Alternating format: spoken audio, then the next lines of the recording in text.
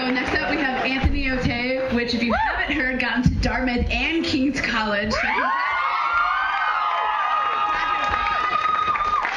he is performing a piece called Erectile Dysfunction, Homosexuality.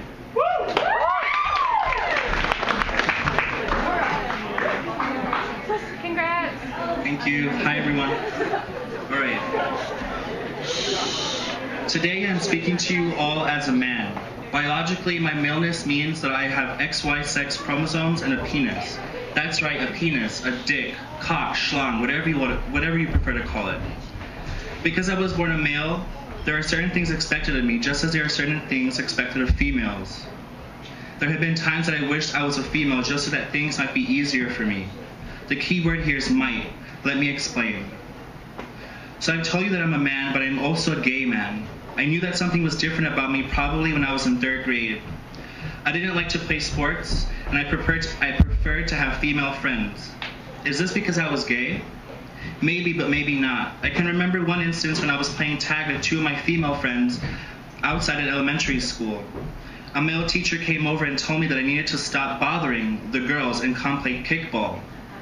But I don't want to play kickball, I told him. Too bad, he replied. You're going to play kickball and you're going to like it. I continued to explain to this man that, really, I'm good. I don't want to play kickball. He didn't care. Here I am being dragged, literally, across the playground to where the boys and 1 or 2 girls were playing kickball. The teacher pushed me up to the plate and held me there. I started crying, and I said that I didn't want to do it. I remember standing there and watching all those boys and girls look back at me, expecting me to do something that I did not want to do. To this very day, I am furious at that man. Although I do now have the understanding that he was just trying in his mind to help me fit in as a boy, what he didn't know was that his help was hurting me. I had no interest in sports, and I was bad at them. Apparently, because I have a dick, I was expected to just know how to play every single sport, as if males are born with such innate knowledge. I was never taught in gym class. The girls always had the option to get lessons and training for sports. But the boys were just taken outside to play softball, basketball, soccer, kickball, whatever it was that day. I had no idea what the hell I was doing, and nobody seemed to care enough to teach me, but they sure cared enough to yell at me for screwing up. So many years of being laughed at just because I didn't know what I was supposed to know as a boy. It was at times such as these that I wished I were born a girl.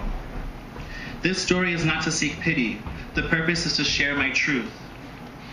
I can't be the only man out there who has experienced at least something similar to this, gay or not. Don't ask me what the score of the game was or what I thought of it. 95% of the time, I might not even know for sure what sport you're referring to because I'm simply not interested. Apparently, I missed the memo that all those with a penis are required to view sporting events. Don't get me wrong, I'll cheer on a friend or fellow classmate playing a game, but if I've ever met the players on a team, watching a sport is about exciting to me as watching paint dry. Anyway, back to my dick. If you do happen to have male genitalia, then you might be able to relate to some of what I'm about to say. If not, listen closely. The first time I tried to have sex with a woman was a disaster. Yes, I'm gay, but I've checked out what both teams have to offer, so to speak. I really liked this girl. She was 2 years older than me, and I was a sophomore in college. I loved her confident personality, and I thought she was beautiful. One day, I got up the nerve to express my feelings for her. And what do you know? She felt the same way about me. How cool is this, I thought. Fast forward a few makeout sessions, and we arrived at the moment of truth. We decided that we were going all the way this time. I had no problem staying hard while we were kissing and touching each other. We took off our clothes and I reached for a condom. I carefully opened the wrapper and wait, no, what? No, what is this? My dude decided to take a break and I no longer had an erection. I was dumbfounded. It didn't make sense to me. Just concentrate, I can do this, just concentrate, I told myself. Eventually I gave up and told her I was sorry. I was angry and embarrassed. I wanted so much to have this moment with the girl I had admired for 2 years, but my body wouldn't let me. I wanted to cry, scream, break something. I was furious. Why the fuck is this happening? Needless to say, I was discouraged. This eventually led to self-doubt, feelings of inferiority, and depression. I started getting drunk more often in an attempt to escape the pain I was feeling. I felt incompetent and worthless. One day, the girl in my dreams came into my room and told me that she noticed I was drinking more heavily and more often. She thought that maybe we should stop seeing each other, and that was the end of it. You might be thinking, well, duh, you like guys. What were you expecting to happen with the girl? Eventually, I decided the same thing for myself. I must just not like girls, I thought. Enter into my third year at Beloit College, and I meet the first guy that I'm interested in that is also attracted to me. We talk, kiss, make out, etc., etc. Things get more physical. I'm able to stay hard. Yes, this is great. So things are going well in the bedroom at the moment, and everything's cool. I get him to orgasm on a few occasions, and I really enjoy that. Except, why couldn't I come too? I was excited. I liked what was going on. My dick was proof of this. I just couldn't finish. You hear all the time about guys who finish too early, but I have rarely heard of men who can't orgasm at all. That was it. This was unacceptable to me. I should be able to have a sexual relationship with someone, and I needed to figure out what was going on. I talked with my doctor, and he suggested that we change a medication I was taking. I tried this, and a few days later, what do you know, it worked. Ha! I was finally doing it for real. I was having sex and enjoying it.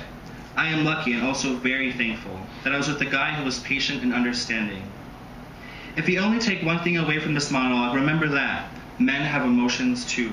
We get scared, worried, and sad just like everyone else. We aren't all callous, feelingless sex machines like society has taught you and I to believe.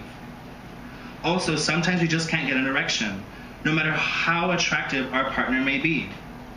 This doesn't mean that we care less or are faulty in some way. What it means is that we are human. How many times have you heard that nobody's perfect? Well, this applies to the bedroom as well. It is my opinion that men need to start being brave enough to talk to one another about these scary, crappy things that sometimes happen. But in order for this to work, we have to create a secure environment, a place where it is okay to talk about the trouble we had last night during sex. A few brave souls will have to take the lead and get the conversation started. People rarely have trouble talking about really good sex with close friends, but we can help each other by speaking out about the really scary and bad sex as well. Try it. Talk about when things aren't going so well sexually, and be sure to listen when a guy is brave enough to talk about his experience. Sometimes when you feel like you're the only one, you will discover that there are a whole bunch of other people out there thinking and feeling the very same thing. Thank you.